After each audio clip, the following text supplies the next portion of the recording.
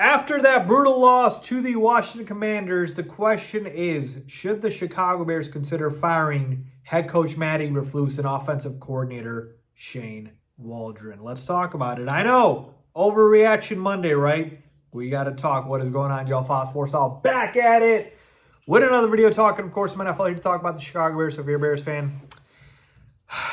And yeah, after last night, not easy to be one right now.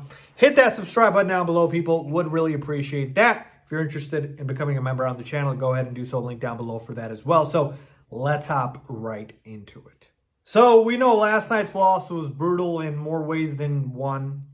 And a lot of it was due to coaching. I think, it's fair to say that, from running an offensive lineman late in the game on a key play, to having the Commanders get a free, chunk yardage play right before the Hail Mary that allowed them to get the Hail Mary, the distance forward for Jay Daniels, to just the overall play calling the entire game when your offensive line is banged up and can't protect, and the Commanders D-line is getting to you. You're dialing up these deep routes, not giving Caleb anything, quick and in the middle. So overall, it was a disaster from a coaching standpoint.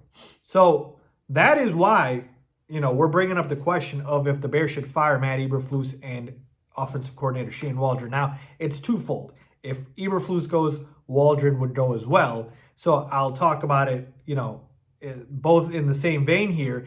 And we'll just start with this, okay? Matt Eberflus, you guys, if you don't know already, should know my thoughts on how I feel about Flus. Is I thought he should have been fired this past offseason.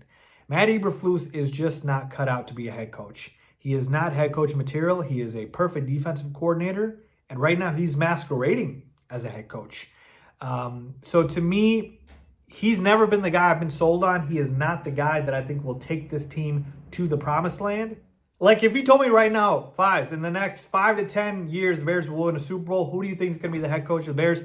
Damn sure not going to be Matt Eberflus. He's just not it. Okay, he's just not it. And so to me, I would have made that decision this past offseason. I thought Ryan Poles made a mistake retaining Flus. Now, what do I think will happen as of right now? And again, keep in mind, when I'm talking about Flus, I'm talking about Shane Waldron in the same way. As far as right now, I see no way Matt Eberflus gets fired. I mean, we're talking about, coming off a loss here, but the Bears are still 4-3, a lot of football left. And, they have had, moments of good and great in this season. So it's just not going to happen right now. But if you continue to stack on bad losses that are due to coaching, then yeah, it could happen later on in the season. Obviously, we know the Bears usually never fire a coach during the season. They wait until the offseason. So that's probably more likely going to be the case. But yeah, it's just never been Flus for me. I've never been sold on him. So I'm telling you right now, the Bears aren't going to fire Matt Eberflus. At least not right now. It's just not going to happen. All right. And it makes sense. Again, could mess up, kind of where we're at right now with sort of the chemistry, the continuity. Like, you want to wait until the offseason when the actual coaches that you want are going to be out there, right? Like the Ben Johnson of the world and whatnot. So you don't want to just have to deal with, whatever lame duck interim coach is going to be here. So Flus is going to be the coach for the season, but he shouldn't have been if it was up to me. Okay. And then as far as these coaching losses, the most frustrating part about it is that I feel like all of our losses are coaching losses. This game against the Commanders, the game against the Colts, the game against the Texans, all very winnable games. All mainly, not saying all of the blame's on them, but main blame goes to the coaching. Just not good enough. Shane Waldron, I thought he was making strides. I thought he was heading the right direction, and then he got way too cute. Way too cute. Why are you running an offensive lineman on a play? Like, DJ Moore after the game was perplexed, like, why we're running that play. Like, sometimes you can't get too cute. You just got to go with what, works traditionally, and you can't outthink the room. All right. And you think one game Shane Waldron figures it out, and the next game you question everything. So that's really where we're at right now with these guys. And, Obviously, with the culture that Matt Eberflus has brought here, I don't think it's been great either. Obviously, we saw what happened with Tyreek Stevenson. That was a boneheaded decision by him on the Hail Mary to, taunt the fans and then go ahead and be the guy that tips the pass to Noah Brown so that he catches it and the Commanders win the game. I don't know if he's going to get punished for that or not. Maybe he should. But yeah, man, Flus just doesn't have that command in him in a locker room. From what I've read from the reports, it seems like the players actually run the team in the sense of Flus has this leadership council that, kind of helps him with that. Again, I'm not saying that's a bad thing that the players have that input, but it's you want to be the head coach and you want to lead the team, man.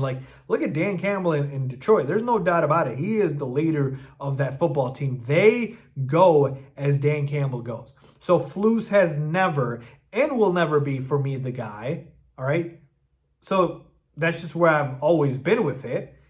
But he's not getting fired right now. It's just not happening. So we just got to hope that these guys, find a way to be somewhat competent the rest of the season here, because this is a talented football team, and it should certainly, have a better record right now than it does, honestly. So to me, we are underperforming, not overperforming.